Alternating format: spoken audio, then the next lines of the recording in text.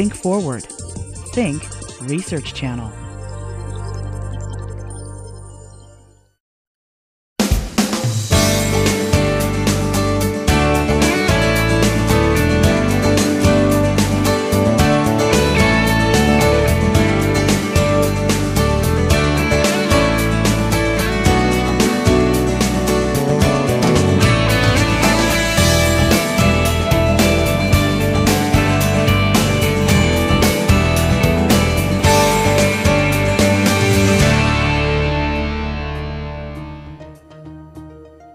The reason I think my academic research is focused on business is I was fascinated by large-scale voluntary organizations, and business organizations are probably the best example one can find of this. When I was a student in the MBA program at the University of Texas, I wasn't quite sure what I wanted to do with my life. This professor, his name was Vijay Bawa, was very interested in risk and in developing a new model of how risk affects the price of financial assets.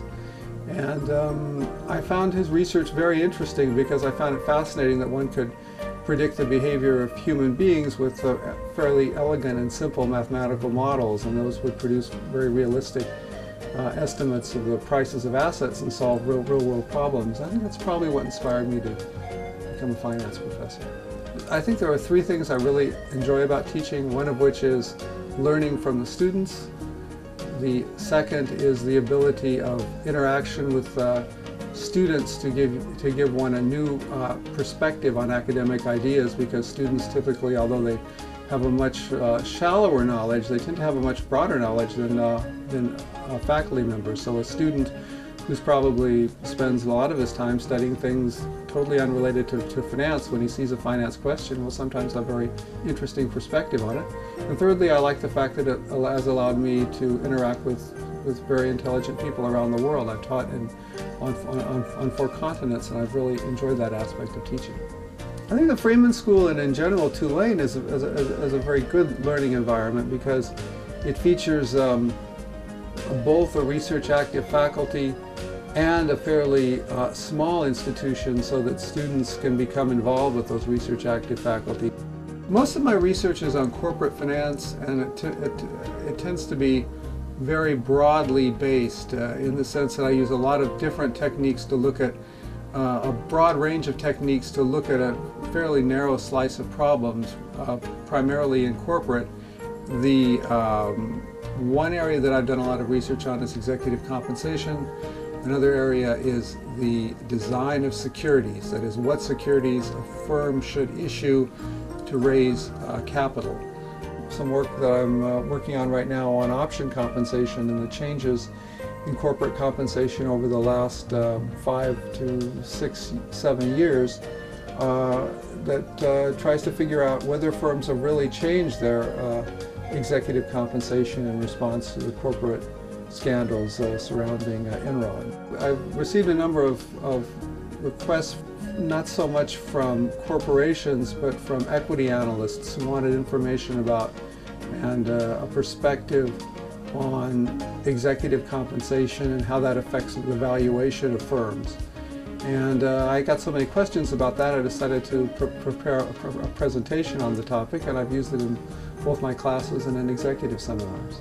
I'm very proud of the awards I've received from the Freeman School, the Sternberg Award and the Laval Award, especially the Laval Award, because I've respected a great deal the person who's named after Irving Laval, who's probably one of the top flight researchers in operations management and a faculty member here at the Freeman School. Unfortunately, I think one problem with business education is perhaps we have an optimistic bias. So we spend a lot of time teaching students about the one end, about the birth of companies, but everything that's born, usually comes to an end, and students have very little understanding of how bankruptcy works, how corporate dissolution works. And I think probably the most important thing for today's business student is that they need to develop a very broad understanding of the way business works, business institutions work around the world. Studying institutions in different countries is extremely useful in trying to figure out, how to design optimal institutions, because you can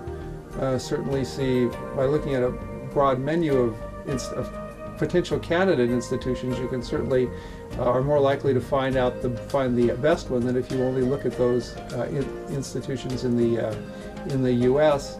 The fact that Freeman School encourages teaching, which is very global, where we treat the U.S. financial system as one financial system in the world, not as our sole focus, is a great help. And then, of course, attending conferences and teaching in other countries, talking with lawyers in Europe and in Asia, I mean, it's extremely useful.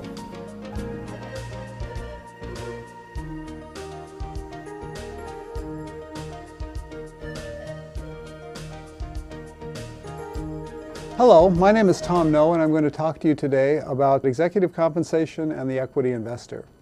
And we're going to start out by discussing how and why executives are paid the way they're paid. And we're going to look at how executives have been paid recently and how the forms of compensation have changed. The third thing we're going to consider is how compensation affects valuation. So we're going to consider how do these compensation plans, frequently very complicated, elaborate, and large, how do they affect the price of the firm's stock and the value that equity investors place on the firm? And finally, we're going to look at executive compensation and portfolio strategy, which is how should the compensation design of the firms within your portfolio affect your willingness to continue investing in them? How should executive compensation affect your willingness to acquire a share of stock you currently don't own?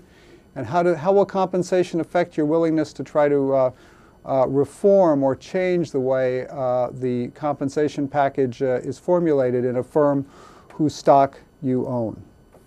Well, executive compensation has a number of drivers, and each of these drivers, each of the important drivers, has spawned a theory of compensation. The classical theory of compensation is the agency theory, and this theory attempts to explain executive compensation using the same approach as one explains the compensation of an ordinary worker. It looks at the firm as being a principal who hires an agent, a CEO, for the purpose of generating value for the firm, just as a firm hires a worker as its agent to screw a nut into a bolt. The difference, of course, is the CEO's marginal product is much larger. The next theory we'll talk about is the labor market theory of CEO compensation. And that theory looks at CEO compensation from the perspective of meeting the market's required wage for the CEO. So we think of the CEO as being a traded asset in the market for human capital, and the compensation of the CEO being fixed to meet the demands of the CEO labor market. The third approach we'll consider, which captures a different driver of CEO compensation, is bargaining power. And with bargaining power, what we're going to consider is the fact that CEOs frequently have a lot of leverage over the firms, with which they are negotiating their compensation packages. And we'll consider how that leverage affects how much CEOs are paid. We're going to also consider other drivers of compensation, one of which is going to be tunnel proofing, which relates to designing compensation to ensure not so much that CEOs are super performing workers who generate lots of value, but to ensure they're good custodians of the firm's existing value and will not act opportunistically. We'll also consider tournament theory, which looks at the effect of CEO compensation on the incentives of managers below the CEO level. And finally, we'll consider the social comparison theory, which examines the effect of social comparisons between the CEO and other CEOs in the CEO's reference group and see how that affects the compensation of executives. The first perspective we'll consider is the perspective of agency theory. It's a classic perspective in corporate finance. It's been around since the 1970s. It's frequently invoked by corporations themselves when they ask or when they attempt to defend the level of compensation for their CEO. It's the theory which we frequently hear referenced, or hear is the theory referenced when we hear the idea of aligning the CEO's incentives with the incentives of the firm. And the idea behind the classic agency theory of compensation is that the CEO or top manager is a sort of super worker. He designs wonderful, great strategic plans for the firm and creates huge amounts of value, or potentially can create huge amounts of value. And the shareholders are that super worker's principal. They're the boss, and they're going to try to get that worker to act in ways which will benefit the firm as a whole. Unfortunately for the firm, this extraordinary value creation requires the CEO to take extraordinary risks, which means incentivizing him to engage in value creation is going to be a bit of a difficult task because the CEO has personal incentives which may not be aligned with the incentives of the firm. We can think of any firm's output as being a mix between luck and skill. Skill of many agents, but in particular we're considering here the skill of the CEO. If we think about that, we see both of those things can go into fixing the performance of the firm. The performance of the firm could, for instance, be high because of our CEO has a brilliant plan, or it could be high because the CEO actually was rather negligent and has a very simple and poor operating or strategic plan, but the firm happened to get very lucky. The problem is that although both of these components factor into value creation, it's frequently very difficult for the board to do this. The board typically sees the value the CEO creates. Unfortunately, the board does not typically see the mix between luck and skill which generates that value. The board cannot observe effort. It can only observe the value actually created. And because the board can't observe effort, it has to pay the CEO based on what it observes, which is value created, rather than effort. This means that our lucky CEO, who, if he produces the same output as our skilled and gifted CEO, will receive the same compensation. So how does the board actually design its compensation in this sort of world? To correlate those as well as we can, we're going to have to offer very high compensation for very high performance. The problem is there's two significant limitations on our design. One limitation is limited liability. So we could not make the CEO of Ford, say, pay out of his own pocket for whatever value loss his decisions may have created for Ford Motor Company. A second limitation is risk aversion. CEOs, like most agents, are risk averse. Any attempt to correlate their compensation strongly with performance, because their performance includes an element of luck, will expose them to a great deal of risk. And therefore, to create valuable compensation to the CEO who's risk averse, we're going to have to pay them a lot in expected value terms. We're going to have to pay them a risk premium. So, given these constraints, how should we design compensation? Well, our optimal compensation is probably going to be very high-powered.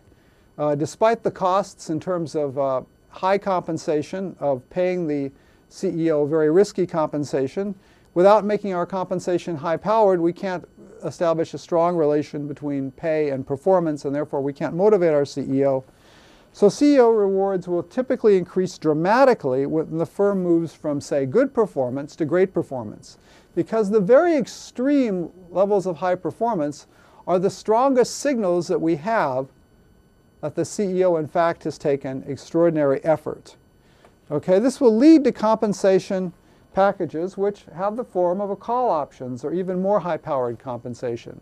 By a call option, I mean an option on the firm's stock which the CEO can buy at a fixed price. Such an option will only be valuable if the CEO can drive the stock price above the exercise price of the option, and therefore it will concentrate all the rewards over those states of the world where the firm's stock price is above the exercise price. So again, no rewards for mediocre or average performance and very large rewards for high performance from such compensation. From the labor market's perspective, we think of the firm as being a principal that has bargaining power and but it has to buy executive talent on a labor market.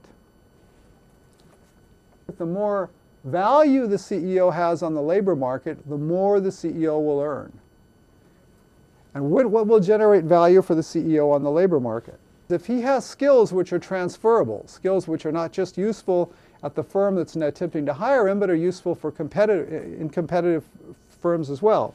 For example, if we consider a high-tech executive with skills in, say, an information technology industry, where there are many competing industries with similar operating procedures, we'd expect then that the executive with the highly transferable skills would earn the most. We would expect that outside options for the executive would act in a similar way to transferable skills. So if our high-tech executive had the option of starting up a new firm of her own with an IPO or getting venture capital finance, the firm hiring her would have to pay her more in order to get her to eschew these opportunities. So this is roughly this is the perspective given by the managerial labor market. There are other views of CEO compensation. These stress the CEO's bargaining power. And the perspective here is that the CEO is an agent, but an agent who has a great deal of bargaining power with the firm.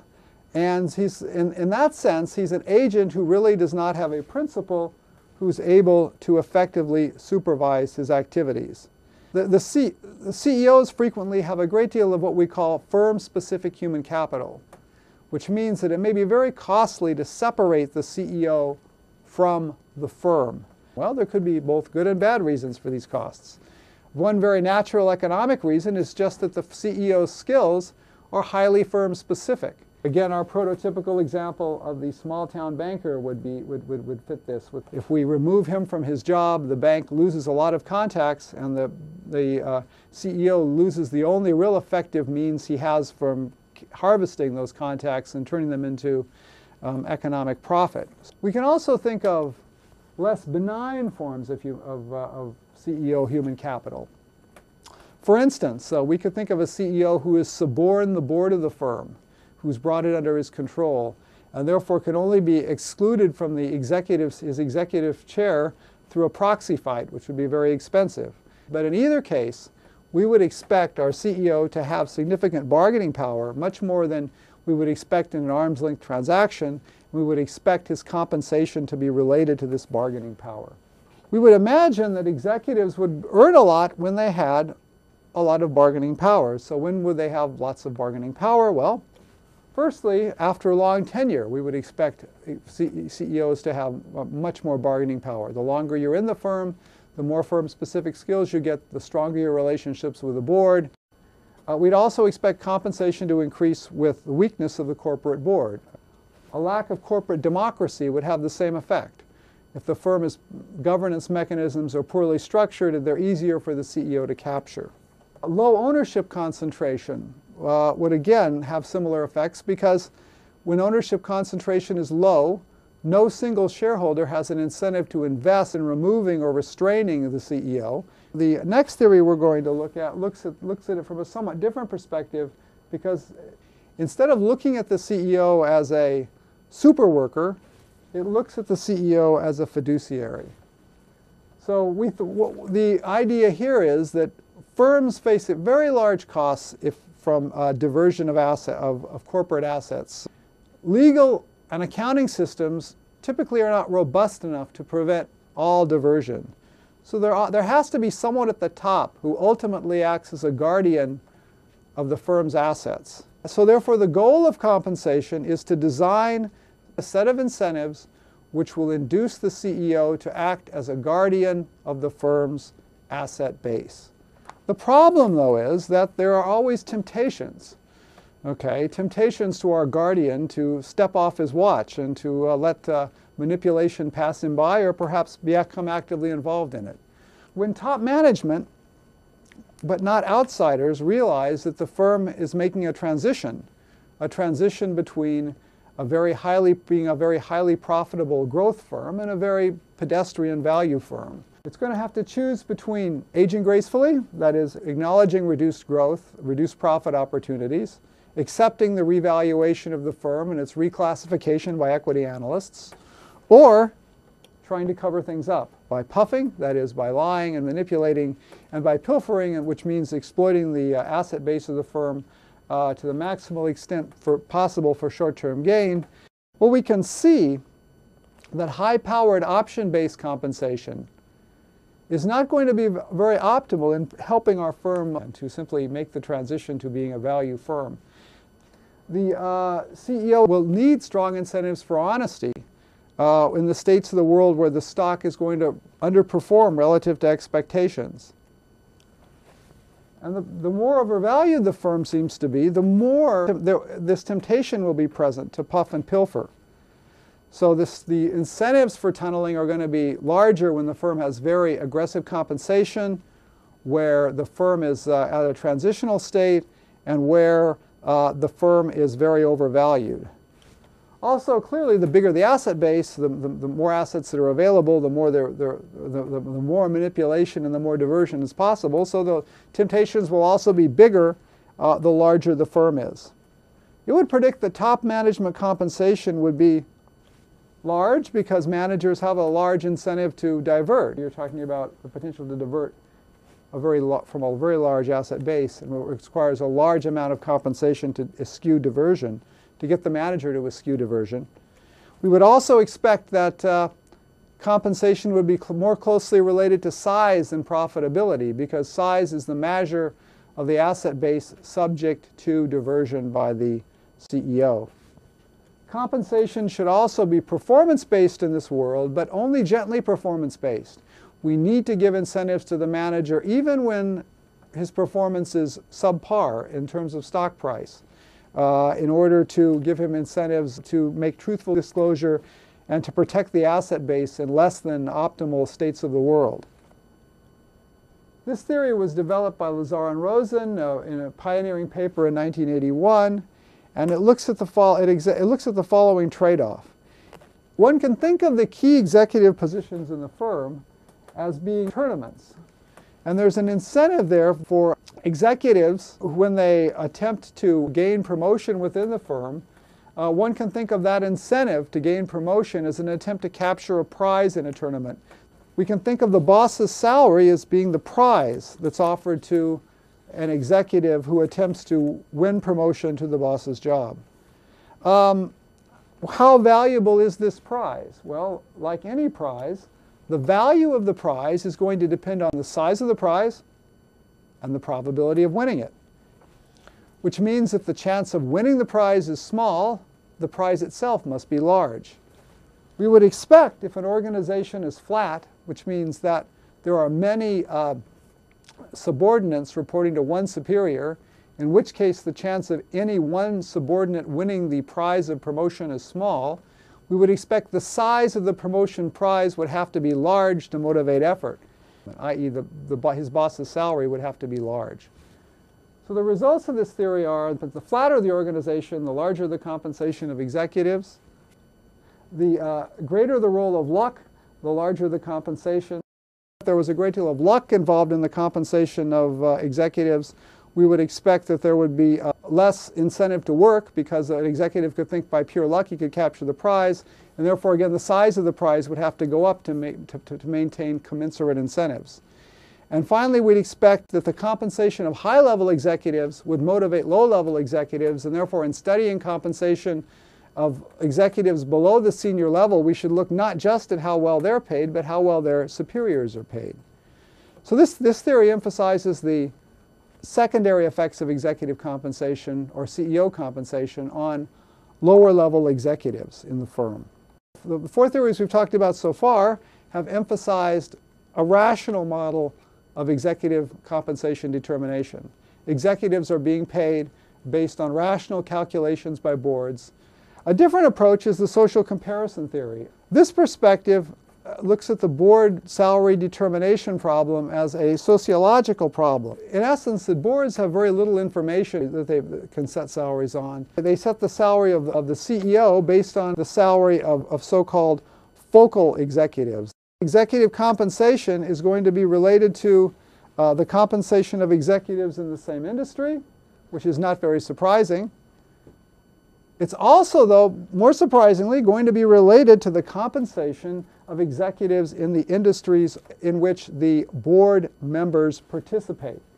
So if our board consists of oil executives and our firm is a movie industry, this theory would say that oil executive salaries would have a big effect on the salary of our CEO, even though our CEO is a movie industry CEO.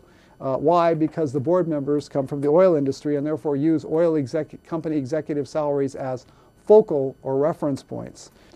We also would not expect a direct effect of either size or profitability on the compensation of CEOs. The direct determinant of CEO compensation is the compensation of focal group executives.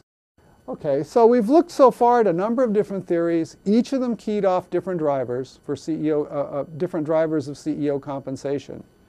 And each of the theories we found had tended to be plausible, and it was internally rational. The question is, how well do these theories explain the actual compensation of CEOs? How do they stack up? To answer that question, what we need to do is to look at how CEOs are actually paid. All CEOs receive a salary, for instance, and that salary is almost always less than $1 million and frequently is very close to $1 million. Another component in CEO compensation, which is pervasive, is the bonus compensation, and that is typically structured as in the 80-120 plans, where the executive is given a target level of performance, usually based on an accounting variable, and the bonus compensation begins to be paid when he reaches 80% of the target level. The bonus ceases to increase when he reaches 120% of the target, and in between the bonus increases in a linear fashion. Almost all stock option compensation is given in the form of 10-year at-the-money stock options. 10 years being 10 years to expiration for the option, and at the money meaning that the option is granted at the current market price of the stock. So the CEO profits dollar for dollar as he drives the stock price above the current market price and receives no gain for any stock prices below the current market price. Restricted stock is stock which is given to the executive without an exercise price. So in contrast to an option, our executive doesn't have to pay for this stock. It's given to him at a fixed period in the future, and the value of the stock, of course, will depend on his efforts, because the value of the firm the value of the stock will depend on is proportional to the value of the firm, and the value of the firm depends on the CEO's efforts. The most interesting, if you will, or at least the most eccentric form of CEO compensation is long-term incentive pay. Long-term incentive pay is frequently very complex and varies from industry to industry. For instance, at Sears, long-term incentive pay is based on customer satisfaction metrics as opposed to accounting metrics. And finally, almost all executives have some form of severance or pension package. These packages pay off when the executive retires, when there's a voluntary control change, so the CEO steps down and moves on to some other opportunity, an involuntary control change where the CEO is removed. And for each of these sorts of changes, there's a specified compensation payment to the CEO, sometimes linked to a no-compete clause, whereby the CEO agrees when he leaves the firm not to join a rival firm or even a firm in a related industry. So this is the actual structure of executive compensation. The other question we can look at when we look at how executives are paid is not, and why they're paid, is not the structure of compensation, but its level. So instead of what form does the compensation take, how much does it add up to? In this case, we have a number of stylized facts we can also report relative to this issue. Perhaps one of the most interesting ones is that U.S. executives are paid a lot relative to executives around the world. Total compensation at large companies tends to be around $11 million, and median compensation around $8 million. So there are a few executives out there getting $100 million compensation packages, which greatly increases mean compensation, but does not have much of an effect on the median compensation for executives. What else do we know about executive compensation? We know that compensation of U.S. executives is also fairly complex relative to other developed economies, And that we also have another pervasive pattern in compensation is that it tends to migrate towards those forms of compensation which are least observable by the accounting and legal system. So our compensation tends to avoid the flashlight or the light of the accounting and legal system and tends to concentrate payments in the darkest corners of the balance sheet and income statement. I've outlined for you the theory. I've talked to you about the practice of compensation. What I'm going to do now is to relate the two. The first theory we're going to talk about is agency theory. Okay, and the first question we're going to ask is, does the theory fit the practice? Okay, what do we find? Well, on the plus side for agency theory, we find that firms do usually explain their management compensation packages or rationalize them at least partially through agency theory. They will tell you that we're giving the CEO these options to align the CEO's interests with the interests of shareholders. We also find that there is a pay-to-performance relation, but the problem is, at least from the perspective of agency theory, that the pay-to-performance relation which is specified by agency theory is an aggressive pay-to-performance relation. We want a very strong link between the amount the executive makes and the value of the firm.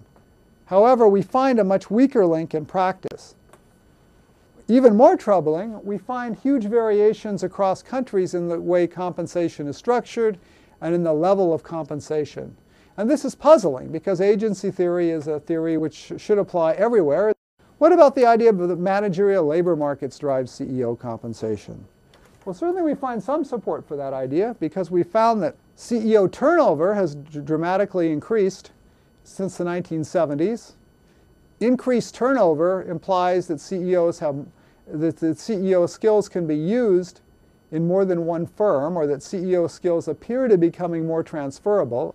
So we see an increase in transferability accompanied by an increase in compensation. The problem with saying this is decisive evidence for the labor market theory is we can't directly document a causal link. It might be the case that, for example, both compensation and mobility are increasing because of a third factor which drives both of these two variables to increase. But we do see at least a correlation which is very suggestive that the managerial labor markets has an important explanatory role for CEO compensation. What about bargaining power? Well, the obvious evidence in favor of that can be obtained by just looking at the business press. The business press is constantly arguing that CEO pay is outrageous. It would seem logical that it must be because they have bargaining power, that they're somehow manipulating the internal process. But the question is that really what's going on? What we actually find is that newly hired CEOs have higher compensation than entrenched, tenured CEOs. The tenured CEOs, on the other hand, are exactly the CEOs we'd expect to have the bargaining power. Exactly the CEOs we'd expect to be able to suborn the board. Exactly the CEOs we would think have firm-specific skills. What about tournament theory? Well, with tournament theory, there's actually been extensive investigation of this theory at levels below the CEO. The literature has generally supported the predictions of tournament theory. Most of the literature, the studies have been done on Swedish data because of its availability, and with this data, the fairly strong support has been documented. In the US, where we have much less data on employee salaries, we can't garner such direct evidence for tournament theory. But we can look at the number of layers of an organization and look at that and try to relate that to the compensation of executives in the organization. And the idea here is that if we have a lot of layers in our organization, we probably have a very steep organization. That is, we have each individual in the firm has only a few subordinates. On the other hand, if we have a very flat organization, we would expect, with very few layers, then we would expect each individual would have reporting to him many subordinates. Tournament theory would say flat organizations generate higher salaries, and this is actually what we find. There's a negative relation between layers of executives and executive compensation. The only disturbing piece of evidence from the point of view of tournament theory is that on the data sets we can directly test it, we don't find supporting evidence for it at the CEO level. That is, when we look at the predictions of tournament theory for the relation between the compensation of the CEO and the highest level vice presidents of the firm, the data which confirms tournament theory at the lower level fails to conform with tournament theory at the CEO immediate vice president level. What about some of the other theories we've discussed, such as tunnel proofing? Well, we do find extensive use of the sort of compensation tunnel proofing recommends, soft and generous bonus plans. We also find a strong link between high-powered compensation and fraud. That is, firms that have lots of high-powered incentives, extensive high-powered incentives, stock option-based incentives, market-based incentives, tend to have a higher probability of experiencing corporate fraud. On the other hand, contradicting the theory is the very fact that such compensation is so prevalent. If it's the case that this market-based, high-powered compensation induces fraud, then why do firms use it so much? Why is option compensation so prevalent? And this seems to be something that's hard to explain for the tunneling view, because the tunneling view again assumes that the board is run for the perspective of outside shareholders to maximize firm value. Why should the board then use these somewhat suboptimal forms of compensation so extensively? Finally, what about social comparison theory? Okay, well, we do find some evidence in favor of it. We find that the reference group affects CEO compensation. That is, the reference group of CEOs in the CEO's industry and in the board members' industry affects the compensation of CEOs, even controlling for other economic variables such as size and profitability. On the other hand, we find little or no support below the CEO level for any reference group comparisons. And we're not really sure whether at the CEO level, whether these reference groups are an independent variable. The assumption which would justify using the current tests of the comparison theory to make inferences about the validity of the theory, the assumption we need is that the compensation committee and the board in general is independent of the CEO. It might be the case that rather than the reference group determining the CEO's compensation, the CEO determines the board using his power, as in the bargaining power theory. He chooses a board which has members who come from industries where CEOs are paid highly, and therefore generates a high compensation for himself. And the reference group is simply a rationalization used to explain the CEO's compensation ex post, and not a causal driver of the level of CEO compensation. Okay, we've seen now the number of theories. We found each of them had some explanatory power. None of them had perfect explanatory power.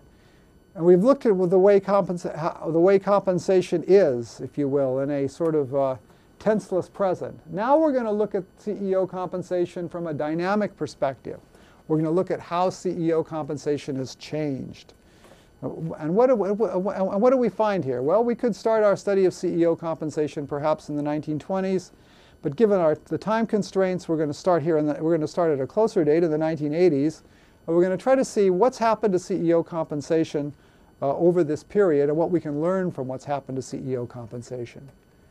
Well, starting from the 1980s, the basic fact about CEO compensation between the 1980s and the year 2000 was more and more high-powered compensation.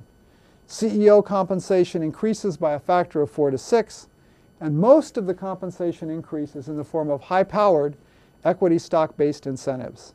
Most of the increase in this equity stock price compensation plausibly can be related to another fact which we discussed earlier, the preference of firms to compensate executives in forms which do not appear on the income statement. In fact, before Financial Accounting Standards Board Statement 123R, before that statement was made, CEO options were only disclosed in the footnotes of firms' financial statements. So there was no disclosure, no effective disclosure of options. And what that meant is that you could actually give your CEO an option, and until he exercised it, It would not have any effect on your balance sheet or income statement. At the same time, as high-powered compensation grew, so did the pay-to-performance relation, as we would expect. In fact, it increased more than 5-fold over the period from 1980 to the year 2000. Managerial ownership soared during this period. Again, these executives were exercising stock options, which means they were acquiring a lot of stock. They were also acquiring restricted stock. So the executive from the 1980s moved from being a bureaucrat to being an owner in a very dramatic fashion. In fact, ownership was higher in 1995, stock ownership by executives, than it was in 1935. And by 1994, options made up about 50% of total CEO compensation, up from 20% in 1980. So we see a huge rise in the proportion of compensation given to executives in the form of executive stock options. Toward the end of this period, all the trends I mentioned to you earlier accelerated. There was a very quick rise in executive option-based compensation between 1995 and the year 2000. In fact, during this period, CEO compensation more than doubled. Some CEOs during this period were rewarded with average option compensation packages of around $170 million. What happened? Well, then there was a dramatic change then, I'm sure all of you are aware of. There was a scandal. This scandal has been referred to much in the business press. It was the Financial Times called it the scandal which changed everything. The chairman recognized a over $100 million gain on his compensation package.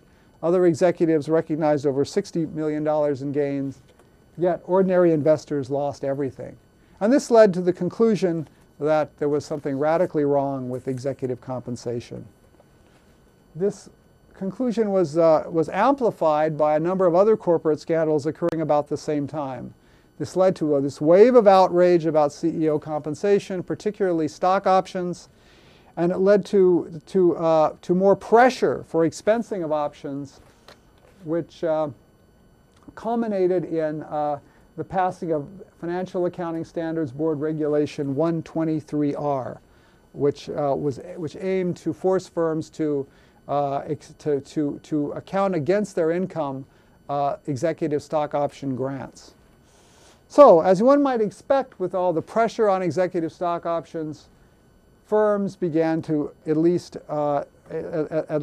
claim in their press releases and their public statements that they were going to turn away from option-based compensation.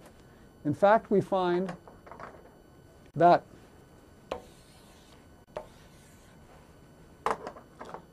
"68% of firms, when polled during this period and asked whether they were going to change their ways and move away from stock options to other forms of compensation, said yes." But what really happened? I mean, one very well claim to do something but not do it, as we know. So the question then becomes, did compensation really change? The answer is yes, perhaps though not as dramatically as the poll data might lead one to believe. In the chart that you are now observing, we plot option grants, restricted stock, bonus compensation, which we've talked about earlier, salary compensation in millions of dollars, scaled for inflation to the year 2003. And what we find is that option compensation fell dramatically, as we can see by comparing option compensation in the year 2000 to option compensation in the year 2003. What I've just looked at is the drop in the dollar value of options. What about the proportion of options in the executive compensation pie? How big of a slice are options before and after the scandals? This is addressed in this chart. We look here at the proportion of pay with the same components as before, and we find that the proportion of pay and options, for example, in the year 2000, 2001, to be far higher than the proportion of options in the year 2003. Both of the measures I've given you are subject to some criticisms. One criticism could be is that the options value is partially determined by the board, by the number of options it gives out, but also by the market, because the market sets the value of the options of the stocks of the firm, which then determine the value of the options. So perhaps all that's happened is market values of stocks have fallen, and therefore option compensation has fallen, with boards essentially doing nothing. To address that issue, we consider a number of different measures of executive stock option grants. And these measures include the percent of firms with option grants, options relative to shares outstanding, options granted times the share price, options relative to CEO pay, and the number of options granted. As you can see from the graph, regardless of which measure we use, option compensation falls around the turn of the century after the scandals. So we see that the level of option grants falls. What might this mean? Well, if we think of firms being run for the benefit of their shareholders by boards, a reduction in option compensation would probably mean that boards felt that option compensation no longer augmented the value of the equity in the firm. So what we look at in the graph in front of you is the equity valuation effect of option plans. And what we find is that before the scandals, frequently in many years there were positive equity valuation effects for granting of options. But after the scandals, in the 2003 period, the valuation effect on the firm's stock for adopting an option compensation plan became negative. So the market discounted firms that switched to option-based compensation. What other effects did the change in compensation have? Well, a very extremely predictable effect of a drop in option compensation is a drop in pay performance sensitivity. Options are highly performance sensitive. Dropping options will lower pay to performance sensitivity. If we look at the effect of the change in CEO wealth relative to a $1,000 increase in firm value, what do we see? Well, if we look at well, I'll concentrate on the mean numbers. We'll see that the mean numbers in 1999 and in 2000 are much higher than they are in 2003 after the scandals. What about volatility? Well, we know that options value increases with the volatility of a firm's stock. Since an option generates a large payoff when the firm does well, but no accompanying large loss when the firm does poorly, more volatility in the firm's stock price means a higher value for the options.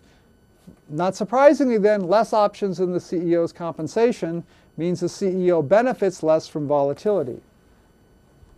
This is documented in the following chart where we compare the exposure, the mean exposure to volatility of CEOs in 2000 versus 2003.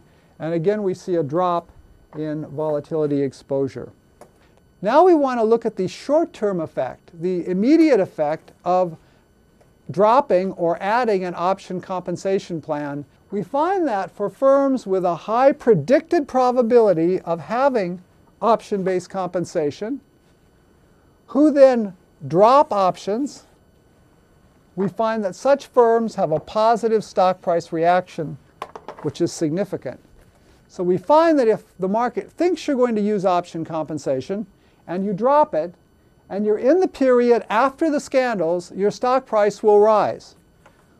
Well, what's happened since then? We've seen the pressure against options to relax considerably. We've seen a rebound in option use, a continued growth in executive compensation, and this reemergence of compensation growth and of options has led to a reemergence of opposition to options and compensation growth, which takes the form of, say, pension plans or long-run incentive payments. This opposition has led to SEC rule changes. Firms now forced to disclose things such as pension value, any long-term compensation, even if it's not related to pensions. They have to disclose the exact performance metrics they use. Firms must disclose exactly how bonuses are related to sales, exactly how sales are defined. And in addition to the targeting by the SEC, this sort of resistance at the SEC level, we now see increased resistance by certain types of pension funds. Pension funds owned by labor, owned by the state governments, and owned by activists.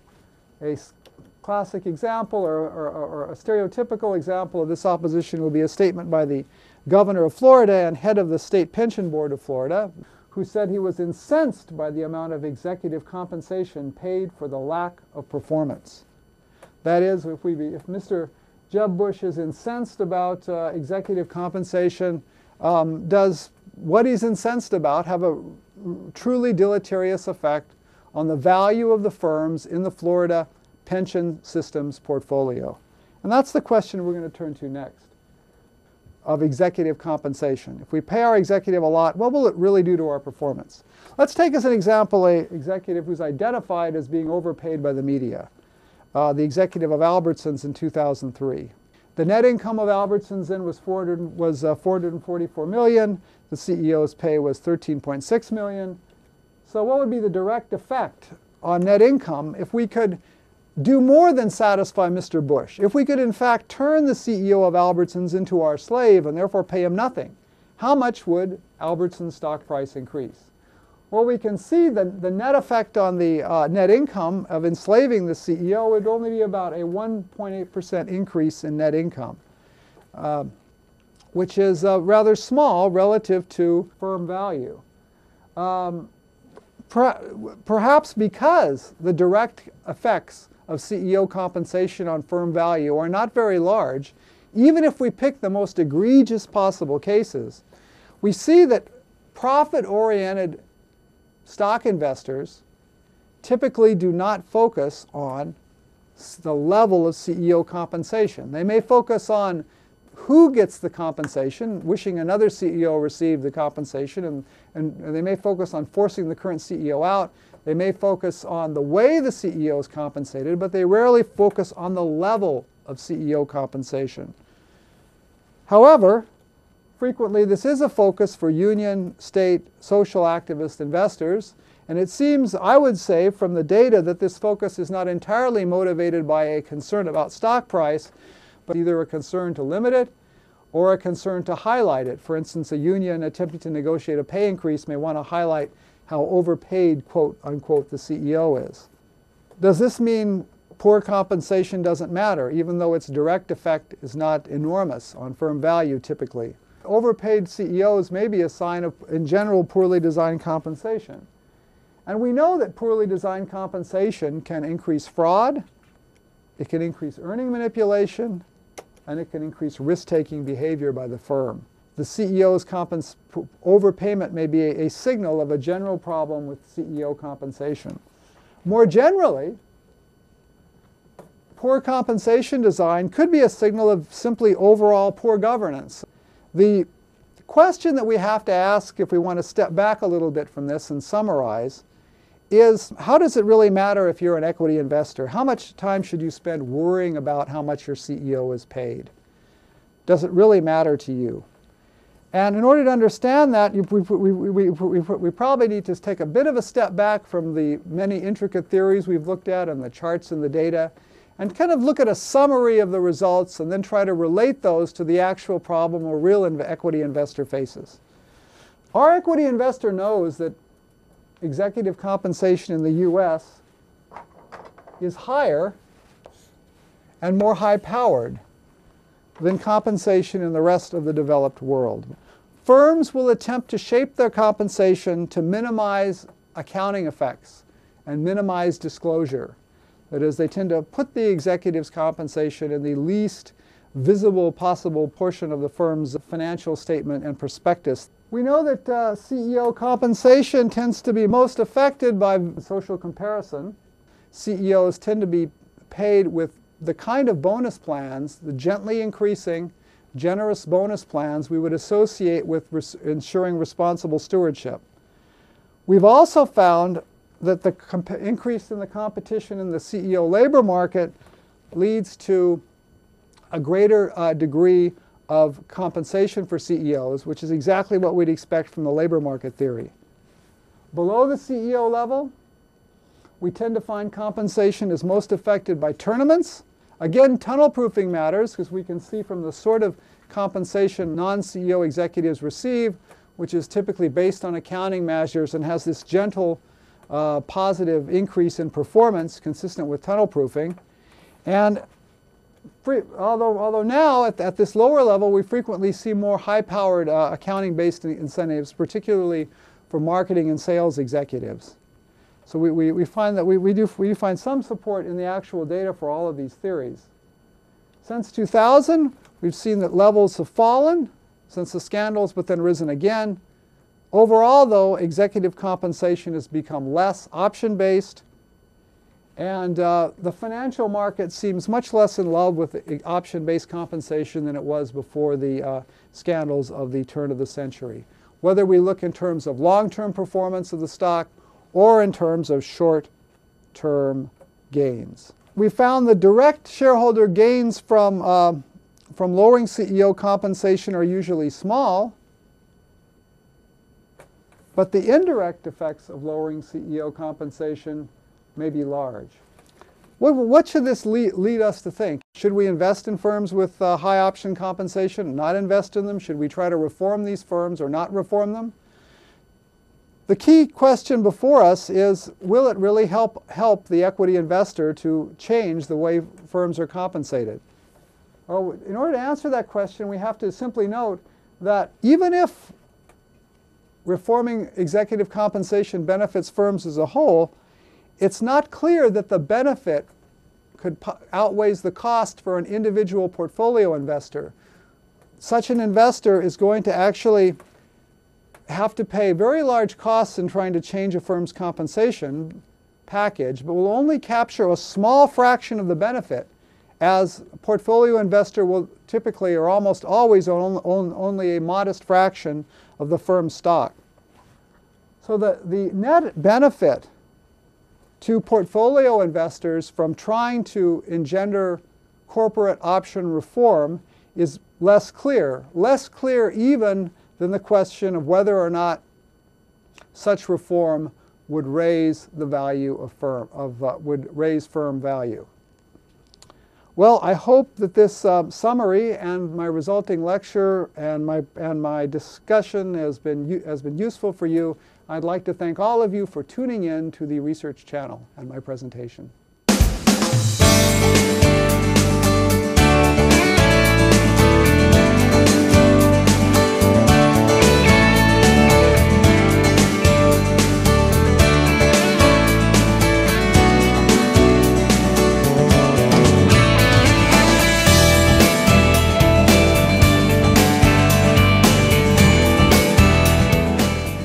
For more information on the A.B. Freeman School of Business, or to request a DVD copy of this program, please visit www.researchchannel.tulane.edu or call 1-877-333-TULANE.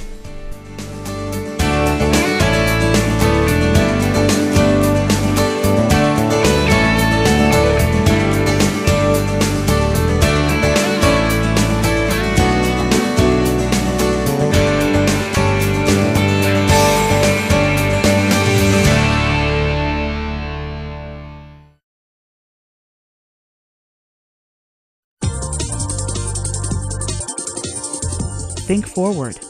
Think Research Channel.